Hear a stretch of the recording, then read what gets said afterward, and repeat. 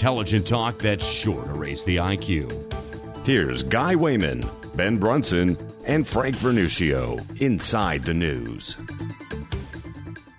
Welcome back to our third segment of Inside the News, and it's not the election trail segment anymore, but boy, we have gotten into some juicy stuff today. Thank you so much for joining us. Frank Vernuccio, he's with us from the American Analysis of News and Media. You can find Frank at usagovpolicy.com. He's in the top left if you're watching us on AUN TV Network or on YouTube. We've got Ben Brunson.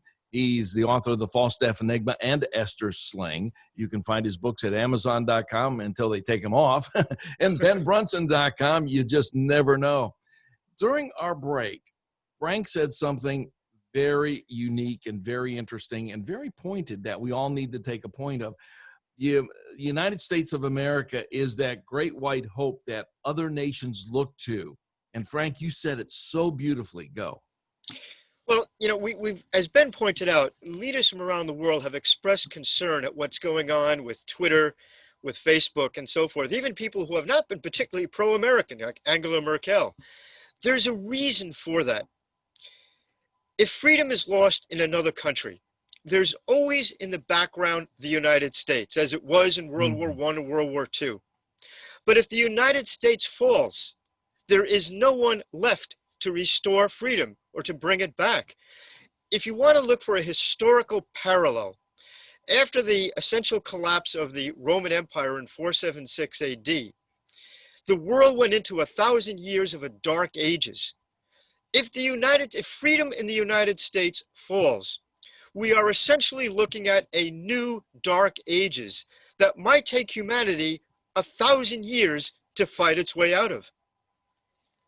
Wow. I mean, just going back in history, and thank you so much, Frank, for bringing that up, because you were eating bacon and eggs back at that time. So that's how you remember it so well. We tease you about that.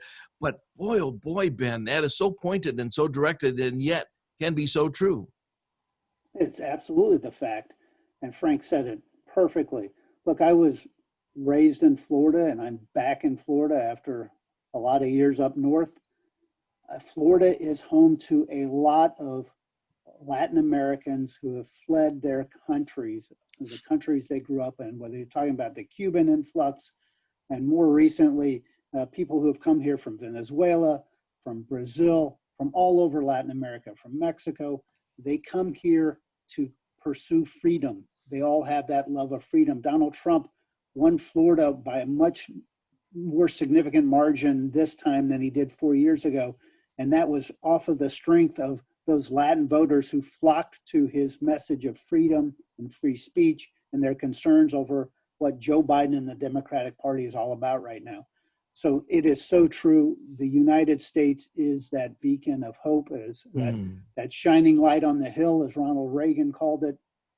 And if that light is extinguished, and we are in serious danger of that light being extinguished, right now, because the biggest fear I have, the biggest reason I'm concerned, is because the press, which was always the check, the voice historically of civil liberties and civil rights, has gone full on progressive globalist, and they are now fully on board with the progressive globalist agenda, which is to extinguish the Constitution. And if that goes away, China is the hegemony in the world, and the Chinese model, the dystopian 1984 vision of the world, will become reality on a global basis. Frank, I want you to kind of process this thought live as we are broadcasting this. Trump won 74 million votes. He had those many people behind him.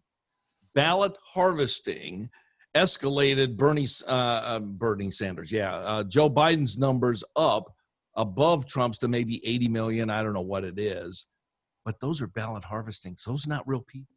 So the real people who want freedom, democracy, freedom of speech, and all of that is the true 74, where the ballot harvesting, those are not true real people. Those are just ballots that just got him into power. So on the scale here, now we have the freedom people, and then we have these other people. They are outnumbered by real people that want real democracy in the United States.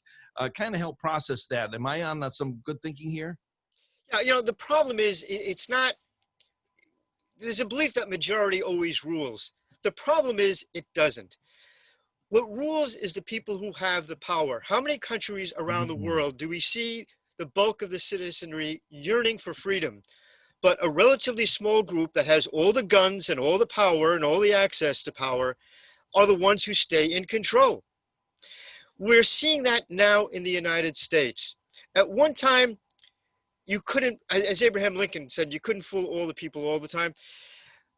We have now devolved so that the power of the press, the power of the money has gone into the hands of a tiny, small number.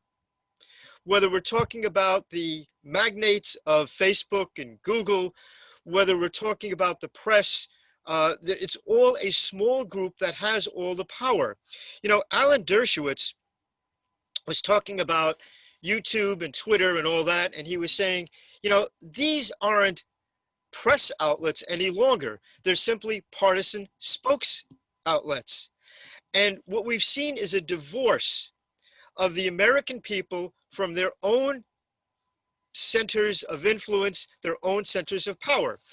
What Facebook and Google have done in terms of changing free speech into an authoritarian environment controlled by a tiny handful of people, we've seen these new election rules turn freedom of the ballot into something that a small group of elite operatives definitely control.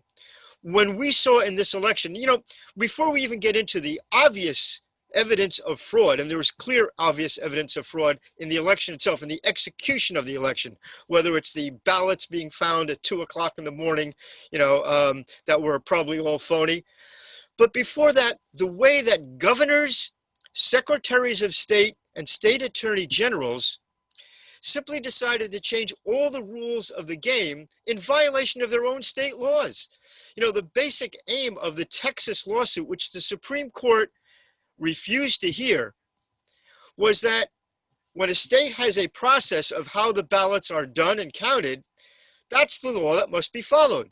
But governors and attorney generals and secretary of state took all the power from themselves. It was, in essence, a coup in those states where that was done.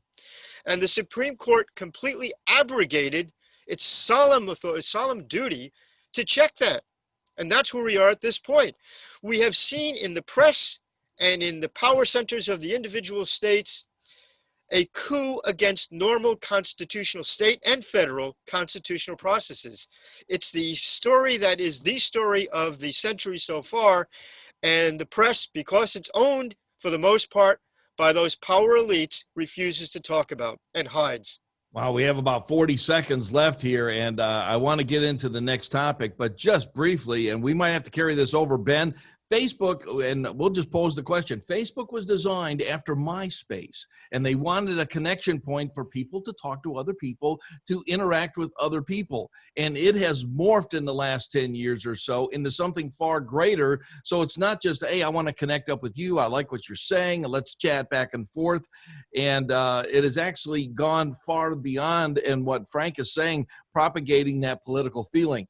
Oh, my goodness, Ben, I know you're chomping at the bit. We're going to get that on the Picking Up the Pieces segment. This is Inside the News with Frank Vernuccio, Ben Brunson, myself, Guy Wehman. We've got to take a time out. We'll be back. You're listening to Wehman, Brunson, and Vernuccio, Inside the News.